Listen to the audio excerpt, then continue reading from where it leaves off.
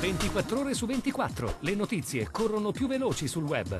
Guarda le ultime news sulle web TV di TG Italia, TV Veneto e tvverona.com. Connettiti con Industria e Finanza, la cronaca del Veneto e la cronaca di Verona.com.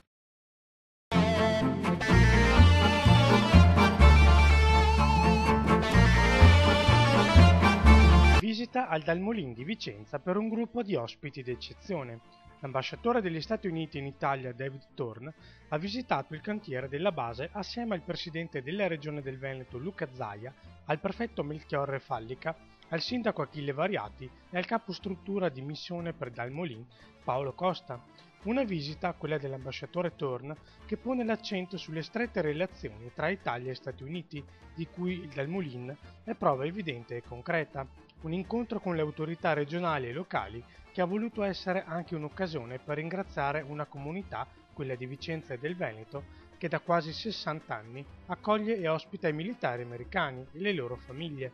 Tutti i 34 edifici che costituiranno la nuova base, tutti gli spazi verdi, i sottoservizi e le aree comuni saranno interamente sostenibili secondo il rating del Green Building Council.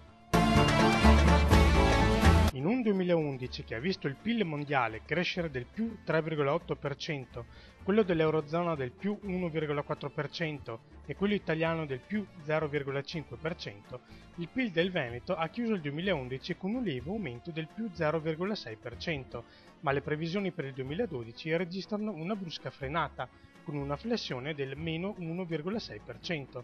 Il quadro dell'economia regionale è stato illustrato durante la presentazione della 13ª anteprima alla relazione sulla situazione economica.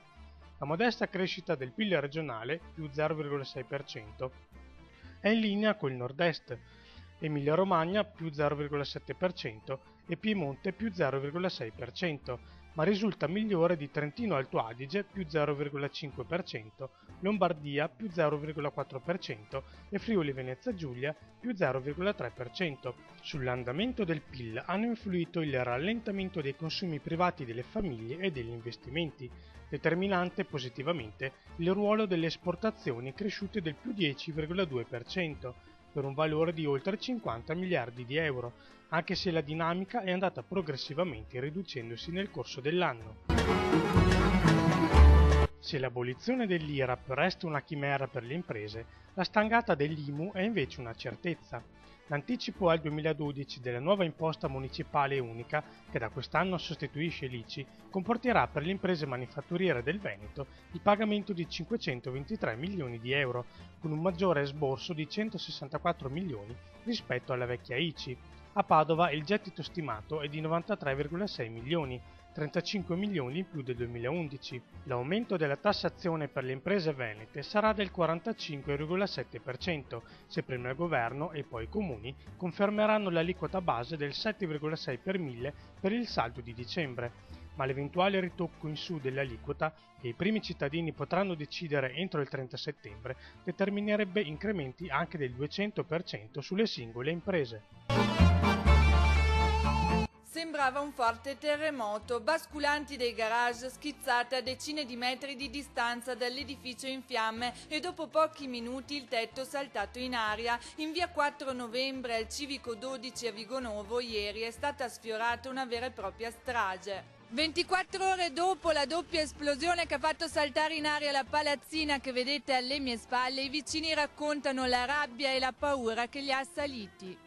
Ho preso tanta paura perché sono stata malata, ho fatto una ischemia e sono stata via 2 mesi, tremavo tutta. Io non ho mai visto una cosa tremenda così. Persona malvagia fa queste robe qua, non così motivi di giustificazioni da fare, secondo me. Una cosa così non l'avevo mai vista a Vigonovo, è stata una cosa spaventosa e terribile, ancora le ginocchia che tremano. Era un disgraziato ma malato, era affetto di sindrome maniacale possessiva. Capito? Lui comandava dappertutto, se non andava bene quello che diceva lui, eravamo tutti pazzi noi. Ma cosa posso dire, signor? Dicono che si sia vendicato proprio nei confronti dei vicini, del vicinato. Saria me, perché aveva fissato di buttare giù il muro. Ecco, una donna della mia età, da sola e ipovedente. Apriva conti con documenti falsi e versava assegni clonati. Ha truffato così per svariate migliaia di euro diversi istituti di credito padovani. Gli uomini della mobile della Città del Santo sono così riusciti a smascherare Giovanni Amore, napoletano di Casoria, un vero e proprio truffatore seriale su cui capo pendeva un'ordinanza di custodia cautelare emessa dal GIP Lara Fortuna su richiesta del PM Vartan Giacomelli. Un'indagine davvero lunga. Col coordinamento del dottor Giacomelli abbiamo cercato di rintracciarlo anche in flagranza, ma non siamo riusciti perché era molto scaltro, cambiava sempre identità, cambiava sempre schede telefoniche e riusciva però a porre in essere truffe anche per somme di denaro piuttosto consistenti. Siccome non si riusciva ad identificare questo soggetto, abbiamo poi recuperato tutto il materiale che veniva mano a mano depositato presso i vari sportelli bancari e su uno di questi la polizia scientifica ha rinvenuto un'impronta che ci ha consentito poi di identificarlo esattamente. Poste Italiane punta sul web. Il gruppo amplia l'offerta sui servizi di investimento con una piattaforma di banca IMI dedicata agli 1,2 milioni di correntisti internet già clienti, tutti i particolari su industria e finanza.